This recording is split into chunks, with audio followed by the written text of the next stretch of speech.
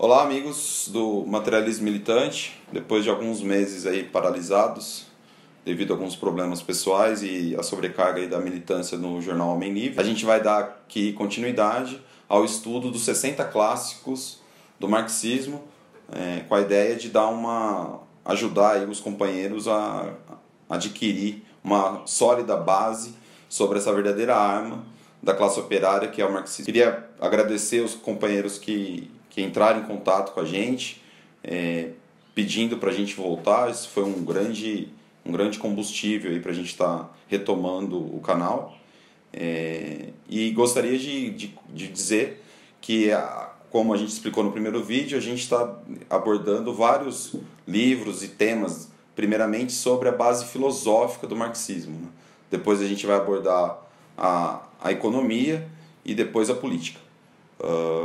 Então você que está começando a ver agora, você pode retomar desde o começo. A gente está procurando estabelecer uma ordem, né? Você terá provavelmente maior proveito se conseguir assistir os vídeos em ordem, e lembrar que todos podem e devem deixar seus comentários, dúvidas, e assim que a gente puder, a gente grava vídeos especiais respondendo e debatendo o que vocês colocarem aqui embaixo nos comentários. Vamos lá? Hoje, então, a gente vai estudar o texto de Plekhanov, Princípios Fundamentais do Marxismo.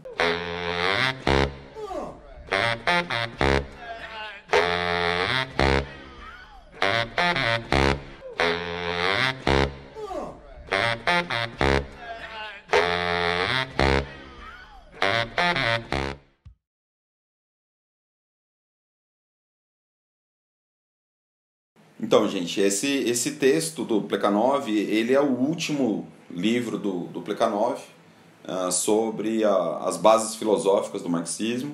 Plekhanov, que foi, importante lembrar, o principal mestre dos dirigentes da Revolução Russa de 17. Embora em 17 ele tenha assumido uma posição contrária à Revolução, adotado a postura menchevique, ele, com o seu trabalho de fundação do marxismo, de crítica ao anarquismo, educou Lenin, Trotsky, toda uma gama de dirigentes da Revolução Russa.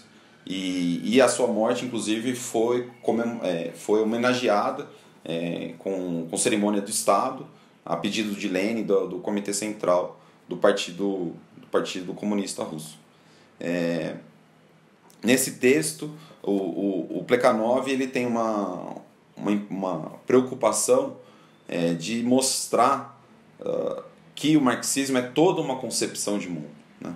Muitas das pessoas veem o marxismo apenas como uma ciência do socialismo, né? Uma ciência da história, uma ciência da economia, né? E o que o Plekhanov vai mostrar aqui que não, né? Que o marxismo ele é uma concepção completa, global do mundo, né?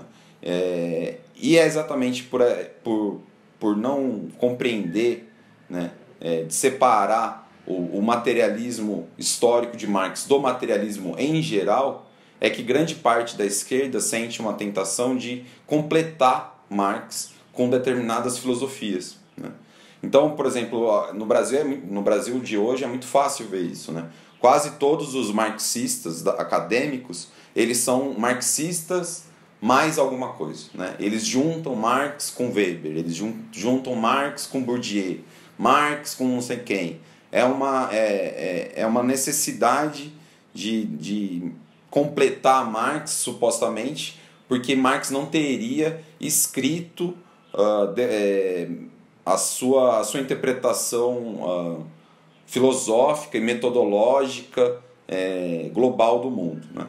E por isso surgem esses teóricos acadêmicos com a ideia de completar Marx, e no final das contas eles estão diluindo o marxismo e transformando o marxismo numa outra coisa, né? Estão infiltrando ideologias burguesas, reacionárias, na metodologia, nessa metodologia que é tão coerente, tão forte internamente, que é o marxismo. Então, sobre essa ideia de que Marx não teria escrito um único texto, né, um texto que explicasse de uma maneira completa toda a sua base filosófica, o Plekhanov levanta aqui uma lista de livros onde realmente você não tem o livro todo debruçado sobre isso, mas existem vários trechos e trabalhos inteiros do Marx e do Engels que mostram, revelam claramente a sua postura filosófica em geral, né, que é o materialismo. Ou seja, o marxismo é o materialismo contemporâneo, né? O materialismo que começou lá na Grécia com Demócrito, né, que vai evoluindo e vai passando por várias etapas e fases, atinge o seu ápice na formulação de Marx e Engels. Marx e Engels são materialistas. Existe uma dúvida aí sobre uma certa dualidade, uma ambiguidade sobre o ser e o pensar, né? Marx é muito claro, né? O pensar é derivado do ser, né? Então ele é muito claro nisso. Muitos desses trabalhos, quase todos esses trabalhos citados aqui pelo Plekhanov, a gente vai estudar mais à frente aqui no canal, né? Ele cita do Engels, ele cita Anti-Düring, Ludwig Feuerbach e o fim da filosofia alemã, e do Marx um trecho no segundo prefácio do Capital, e trechos também da Miséria da Filosofia, né? E aí Plekhanov então vai começar então, a nos explicar qual é a trajetória, qual é a base filosófica de Marx, como que Marx então se estabelece como um materialista, qual é a discussão, qual é a sua principal influência que a gente precisa estudar para compreender o Marx, né? Porque, segundo Plekhanov, um dos grandes problemas para a gente, e ele está falando isso no século XX, né? Início do século XX.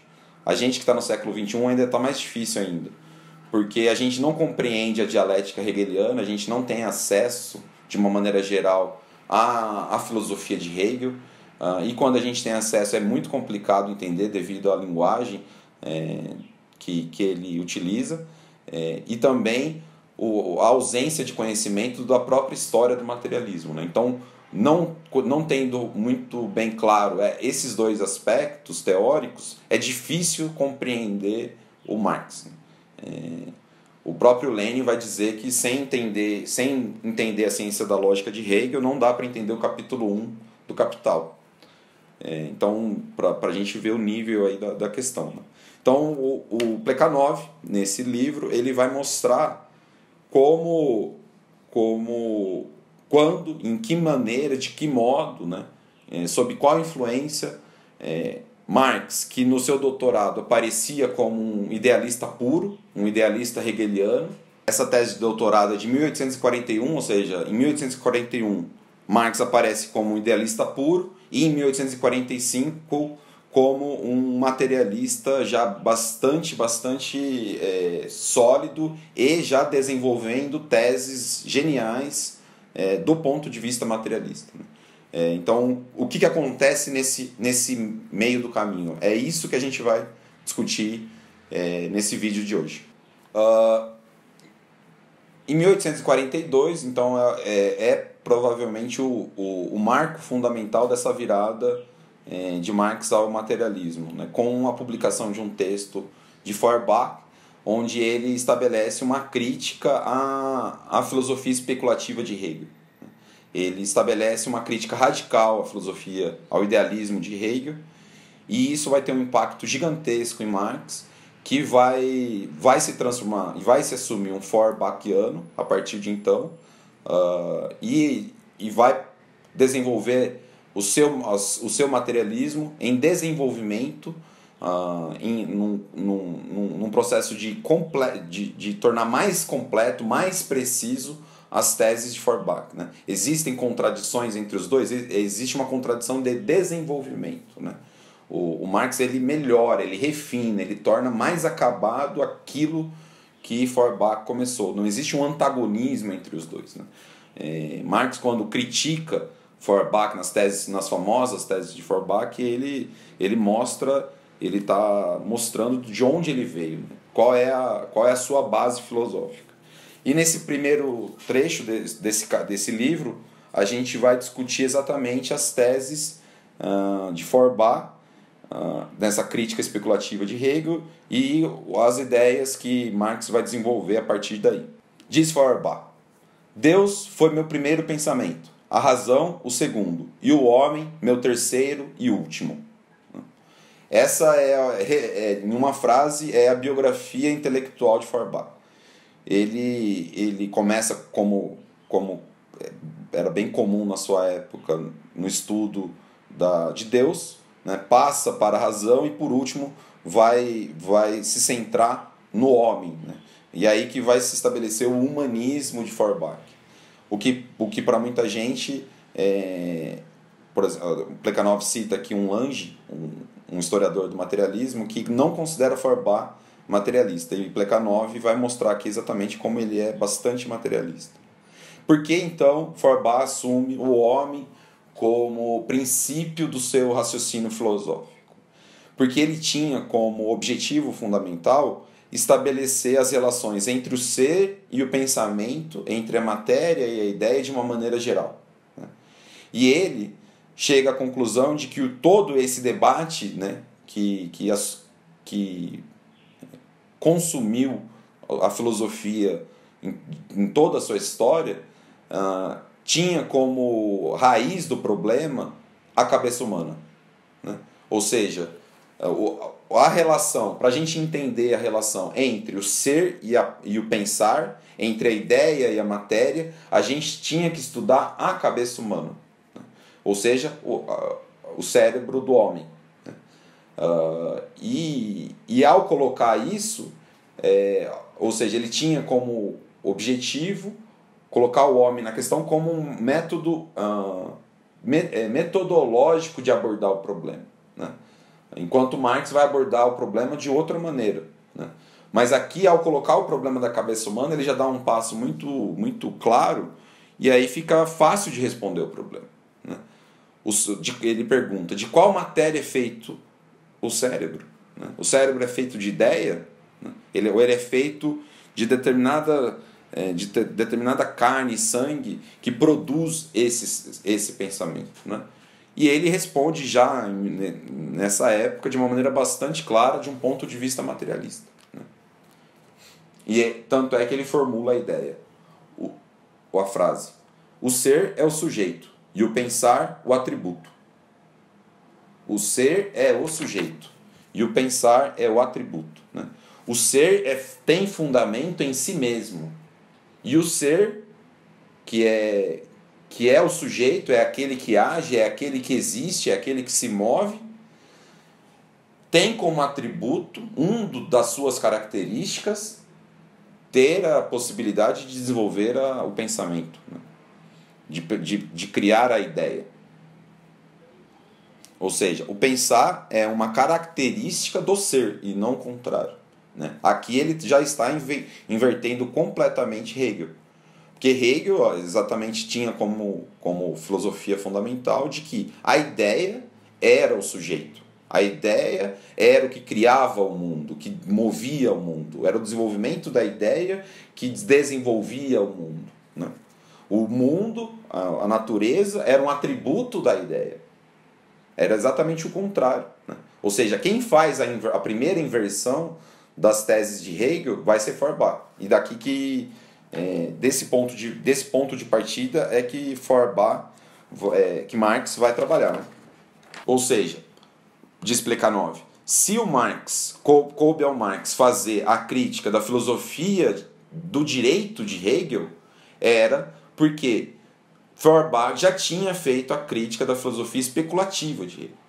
Como Feuerbach já tinha feito, e Marx concordava com esse texto de Feuerbach, ele vai criticar Hegel de um outro aspecto, de um outro ângulo, abordando um outro problema, que é a filosofia do direito. E aí, então, qual que é essa crítica? Vamos aprofundar aqui qual é essa crítica especulativa que Feuerbach faz em relação a Hegel.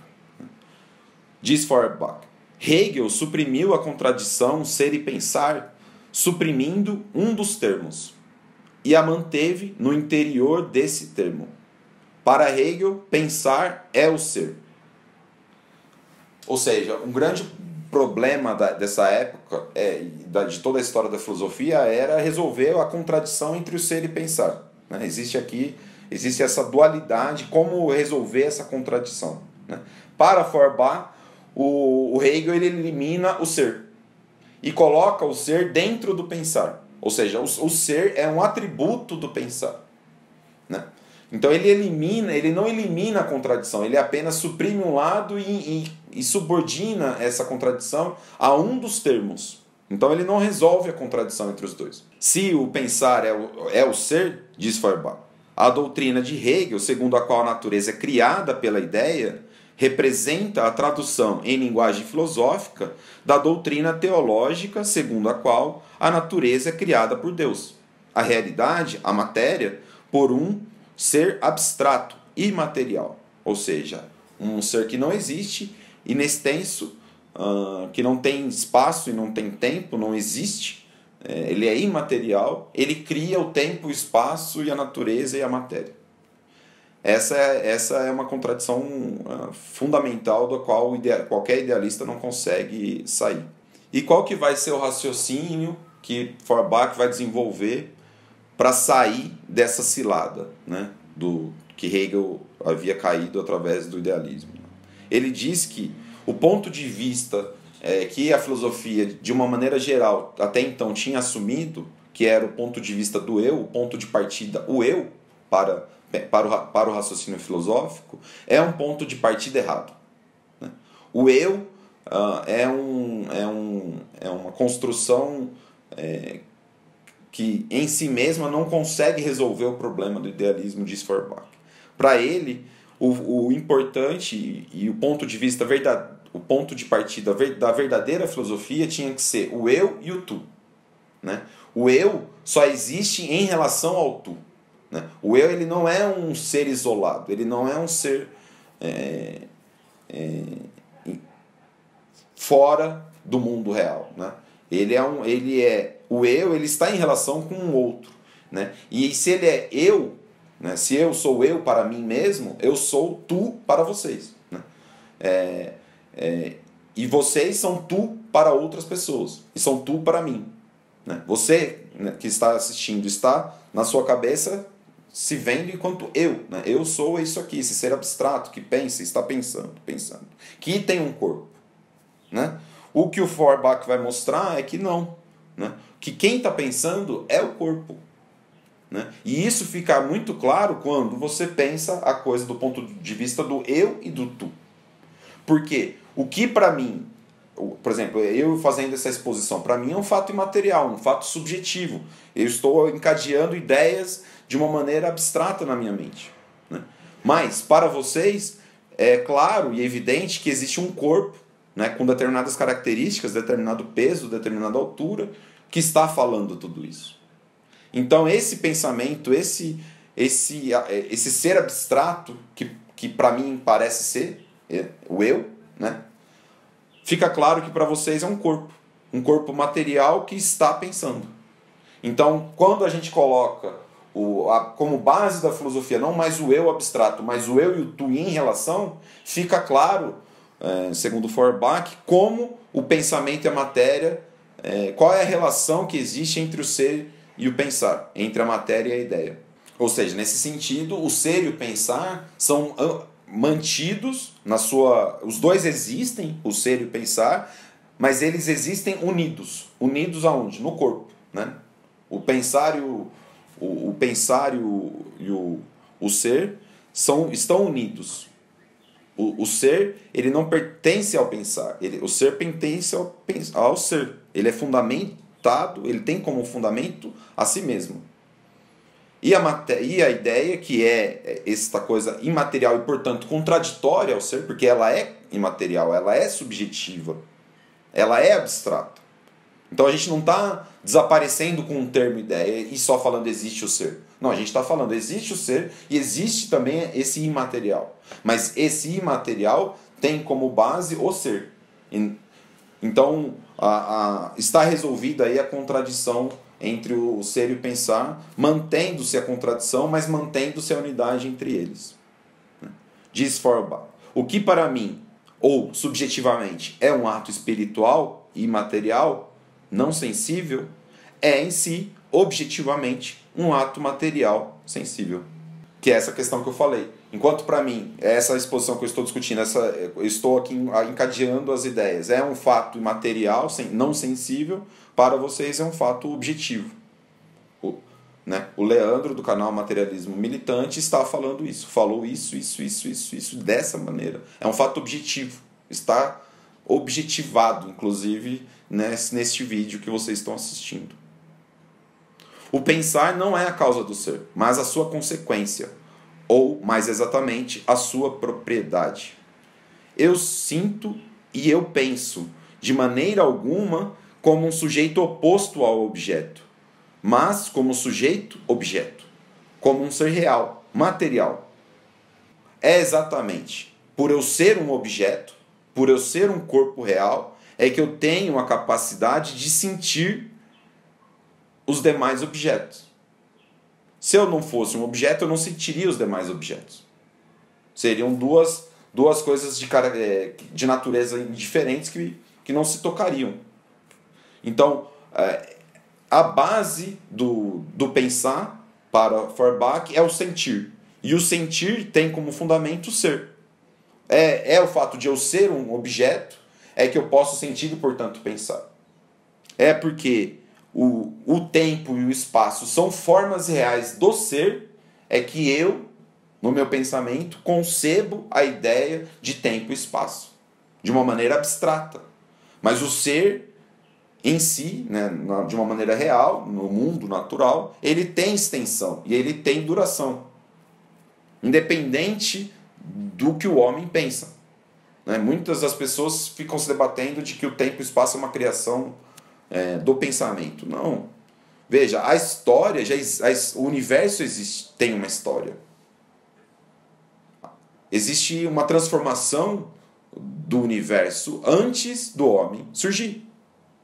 Então, essa transformação ela só pode ocorrer no tempo. Não existe uma transformação que ocorra fora do tempo e fora do espaço. A transformação tem como base fundamental que o tempo e o espaço existem. Aquela matéria era de uma determinada maneira num determinado momento, em outro momento ela era outra. Existe essa diferenciação entre os momentos e, portanto, existe o tempo. O tempo é uma sucessão de momentos. Então, segundo Feuerbach, as leis da matéria são a base das leis do pensar. O que o Engels vai desenvolver de uma maneira bastante maravilhosa no Anti-Düring. Então aqui a gente chega na base, de uma maneira bastante resumida, qual foi a crítica que Feuerbach fez a Hegel e que Marx vai desenvolver. E o que ele vai desenvolver e como ele vai desenvolver. A gente vai ver nos demais vídeos toda o desenvolvimento que Marx vai chegar. Mas hoje a gente vai ver apenas tirado da gnoseologia, que é a questão exatamente da questão do conhecimento, da teoria do conhecimento. Como a gente viu, Feuerbach diz que o homem, antes de pensar o objeto, experimenta sobre si a sua ação, contempla-o, sente-o. Ou seja, Feuerbach era um materialista. Antes, o pensamento ele deriva da sensação, e a sensação deriva de eu ser um objeto que tem uma relação material com aquele outro objeto. E é essa relação material entre objetos que cria a sensação, que, portanto, possibilita o desenvolvimento do pensamento e da ideia. Marx não discorda disso. Ele concorda completamente com isso. Entretanto, ele vai melhorar essa tese, ele vai tornar essa tese mais concreta, mais refinada, mais brilhante. O que ele diz? Nosso eu conhece o objeto agindo, por sua vez, sobre ele. Ou seja, o que ele está falando aqui? O homem entra em relação de uma maneira passiva, contemplativa, com determinados objetos. E, portanto, consegue ter determinadas ideias e determinados pensamentos sobre aquele objeto. Ele consegue saber que aquele objeto existe, consegue saber a cor, consegue descrever, consegue conhecer de um modo muito bruto, de um modo muito simples aquele objeto. Então, o que o Marx diz? Que o principal do conhecimento não é a relação passiva, a relação de contemplação em relação aos objetos. Que o principal do conhecimento, o principal do desenvolvimento do conhecimento, né, o desenvolvimento da ciência, se dá quando o homem age por sua vez naquele objeto. Quando o homem luta pela sua existência, é que ele conhece o mundo. O homem conhece o mundo porque ele luta pela sua existência e move-se dentro da natureza para sobreviver. E transformando a natureza para sobreviver, ele transforma-se a si mesmo. E essa transformação de si mesmo e da natureza vai permitir, portanto, uma compreensão científica da natureza cada vez mais profunda, cada vez mais profunda. Quanto mais tempo o homem trabalha sobre um objeto, mais ele conhece aquele objeto, mais características ele vai conhecer daquele objeto. Ele vai saber que aquele objeto, em determinadas circunstâncias, vai funcionar de uma maneira, em outras vai funcionar de outra. Ele não vai apenas descrever o objeto, ele vai conseguir transformar o objeto porque ele entende os mecanismos ao qual aquele objeto pode ou não ser submetido, né? O homem agindo sobre o objeto, sobre o ferro, é que ele vai conseguir criar uma espada.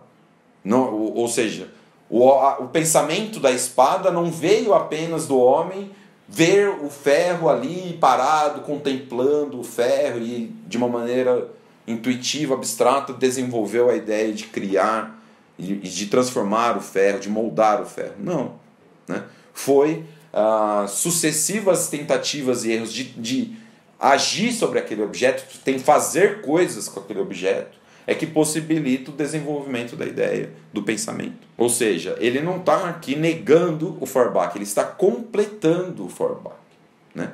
Para Marx, diz Plekhanov, não se tratava do fato incontestável que a sensação precede o pensamento, mas do fato que o homem é levado ao pensamento principalmente pelas sensações que experimenta no processo de sua ação sobre o mundo exterior. E como esta ação sobre o mundo exterior lhe é imposta pela luta pela existência, a teoria do conhecimento, em Marx, está estreitamente ligada à sua concepção materialista da história. Ou seja, esse desenvolvimento filosófico de Marx a partir de Feuerbach já é o princípio fundamental do desenvolvimento do que a gente vai conhecer como marxismo posteriormente, que são as teses que a gente já discutiu aqui no canal, da questão dos modos de produção, das forças produtivas, etc. e tal. Então, essa questão esse debate é um debate bastante importante. Enfim, a gente acaba por aqui essa discussão. Espero que a gente tenha conseguido ajudar você a compreender um pouco melhor aí esse debate. E fique à vontade, coloque dúvidas, comentários. Não gostou? Seu feedback será bastante importante para a gente aqui. Beleza? Obrigado, abraço, a gente se vê.